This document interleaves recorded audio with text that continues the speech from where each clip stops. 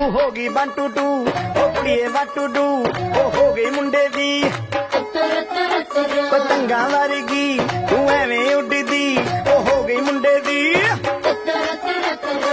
हिला ते चलदी टुक टुक तू करदी मेकअप तू करदी अंग्रेजी पढ़दी गिट पिट तू करदी जिम्मे कोई न साडी विक्टोरिया तू घंटी बिग बैन दी पूरा लंदन ठुमकदा ओ जदों नचे पैन दी पूरा लंदन ठुमकदा तू घंटी बिग बैन दी पूरा लंदन ठुमकदा ओ जदों नचे पैन दी पूरा लंदन ठुमकदा।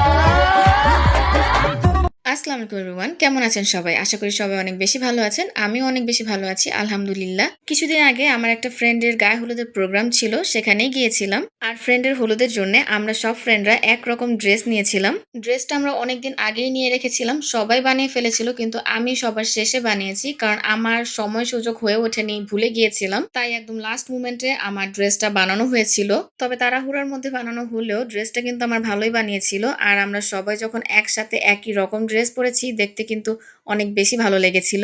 যাই হোক, স্কুল ফ্রেন্ডের বিয়ে বলে কথা, আমরা সবাই তো অনেক বেশি এক্সাইটেড ছিলাম। প্রতিদিন আমাদের মেসেঞ্জারে কথা হচ্ছিল বিয়ের জন্য, কে কি পরবো, কখন যাব, সবকিছু নিয়ে অনেক ধরনের কথা হচ্ছিল। মোট কথা আমরা সবাই অনেক বেশি এক্সাইটেড ছিলাম আর সবারই অনেক বেশি প্রিপারেশন ছিল। কিন্তু হঠাৎের উপর আমি যখন জবে জয়েন করি, তো আমি অনেক বেশি বিজি হয়ে যাই, যার কারণে যেমনটা ভেবে রেখেছিলাম তেমনটা আর হয়ে ওঠেনি। খুবই কষ্ট করে আমার বিয়েতে অ্যাটেন্ড করতে হয়েছিল, কারণ ডিউটি শেষে রেডি হয়ে বিয়েতে যাওয়া অনেক বেশি হ্যাসেল ছিল।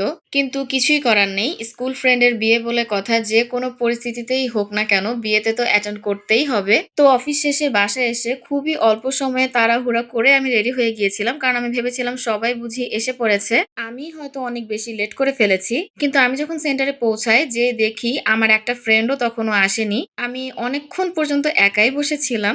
আমি আমার সব কয়টা ফ্রেন্ডকে ফোন দিচ্ছিলাম যে তারা কখন আসবে। তারা বলছিল 10 মিনিট 5 মিনিটের মধ্যেই তারা চলে আসবে।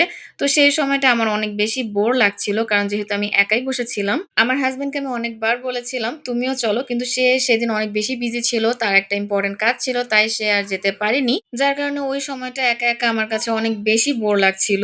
কিন্তু কিছুক্ষণ পরেই আমার কিছু ফ্রেন্ডরা চলে এসেছিল, তাই তখন আমরা যে কয়জনই ছিলাম আমরা কথা বলছিলাম, ভিডিও করছিলাম, পিকচার্স তুলে নিয়েছিলাম। আর তার কিছুক্ষণ পরই কিন্তু বউ চলে এসেছিল।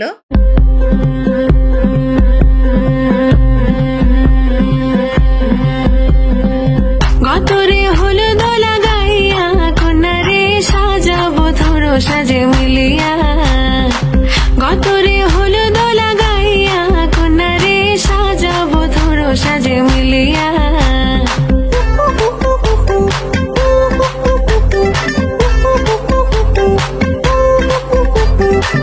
আজকে যে খুশিতে নাচে দুলহানিয়া, পাড়া প্রতিবেশী ঘরেতে আসিয়া, আজকে যে খুশিতে নাচে দুলহানিয়া, পাড়া প্রতিবেশী ঘরেতে আসিয়া, নাচে যে চুমকিয়া নাচে ফুলবানিয়া, হলুদে নাচিবে আঙ্কেল রাতিরা। নাচের তালে তুমি এসো গো কাছে, তোমাকে আজ কিছু বলার আছে, দিল ডান্স মারে বুকের ভেতরে, কোনা যে বধূ সাইজাছে রে আজ তার ফ্যান্টাস্টিক লাগতাছে, কোনা যে বধূ সাইজাছে রে আজ তার ফ্যান্টাস্টিক লাগতাছে। গতরে হলুদ লাগাইয়া কন্যারে সাজাবো ধরো সাজে মিলিয়া, হাতর গোলা লাগাইয়া কন্যারে সাজাবো ধরো সাজে মিলিয়া। প্রথম আমরা যে কয়জন এসেছিলাম সে কয়জন মিলে আমরা স্মৃতির সাথে ছবি তুলে নিয়েছিলাম, ভিডিও করে নিয়েছিলাম। এরপর যখন আমাদের সব ফ্রেন্ডরা চলে এসেছিল, এরপর সবাই মিলে আমরা আবার স্টেজে উঠে ছবি তুলি, ভিডিও করি, কারণ এগুলাই একটা সময় স্মৃতির বিয়ের স্মৃতি হিসেবে থেকে যাবে। স্মৃতির হলুদে আমরা সবাই অনেক বেশি মজা করেছিলাম। আমি তো খুবই অল্প সময়ের জন্য ছিলাম, কিন্তু অনেক বেশি এনজয় করেছিলাম। বান্ধবীর সাথে ছবি তোলা শেষে আমরা সবাই একসাথে আড্ডা দিচ্ছিলাম। এরপরে খাবার সার্ভ করা হচ্ছিল, তাই আমরা সবাই একসাথে বসে খাবার খেয়ে নিয়েছিলাম। আর হলুদের বিরিয়ানিটা কিন্তু অনেক বেশি মজা হয়েছিল। খাবারের সময়টাতেও কিন্তু আমরা অনেক বেশি মজা করেছিলাম, যেহেতু এতদিন পর সবার দেখা হয়েছে, তাই আমাদের কারোরই কথা শেষই হচ্ছিল না, আর কারোরই ইচ্ছে হচ্ছিল না বাসায় যাওয়ার, কারণ এতদিন পর আমরা সবাই আবার একসাথে হয়েছি। আমরা সবাই সেই স্কুল লাইফের ফ্রেন্ড, এতটা বছর আমরা একসাথে পড়েছি, তাই এতদিন পর দেখা হয়ে আমাদের সবারই কিন্তু অনেক বেশি ভালো লেগেছিল। খাওয়া দাওয়া শেষে কিছুক্ষণ পর ডিজে শুরু হয়ে গিয়েছিল। আমরা সবাই অনেক বেশি মজা করেছিলাম, কিন্তু আমার যেহেতু তাড়াতাড়ি বাসায় চলে আসতে হবে, তাই আমি বেশিক্ষণ থাকতে পারিনি। ওই টাইমটায় আমার অনেক বেশি খারাপ লাগছিল, কারণ সেখানে আরো কিছুক্ষণ সময় থাকতে আমার ইচ্ছা হচ্ছিল, কিন্তু কিছুই করার নেই, আমার তাড়াতাড়ি বাসায় যেতে হবে। কারণ ফাওয়াদকে তো নিয়ে যাইনি, ফাওয়াদকে অনেকবার জোর করেছিলাম, কিন্তু সেদিন ফাওয়াদ যেতে চায়নি। যেহেতু বাচ্চাটাকে বাসায় রেখে গিয়েছিলাম, তাই আমার তাড়াতাড়ি চলে আসতে হয়েছিল। কিন্তু যতটুকু সময় সেখানে ছিলাম ফ্রেন্ডদের সাথে, সময়টা কিন্তু খুবই ভালো কেটেছিল। এতদিন যাবত আমরা সব ফ্রেন্ডরা মিলে খুবই এক্সাইটেড ছিলাম স্মৃতির বিয়ের প্রোগ্রাম কবে হবে কবে হবে, কিন্তু এখন যখন বিয়ের প্রোগ্রামটা হয়ে গেছে, এখন আমার কাছে খারাপ লাগছে এত তাড়াতাড়ি প্রোগ্রামটা কেন হয়ে গেল। কারণ সবার সাথে আবার কবে দেখা হবে তার কোনো ঠিক নেই, কারণ যার যার লাইফে সবাই আমরা অনেক বেশি বিজি, সবার তেমন সময় সুযোগ হয়ে ওঠে না।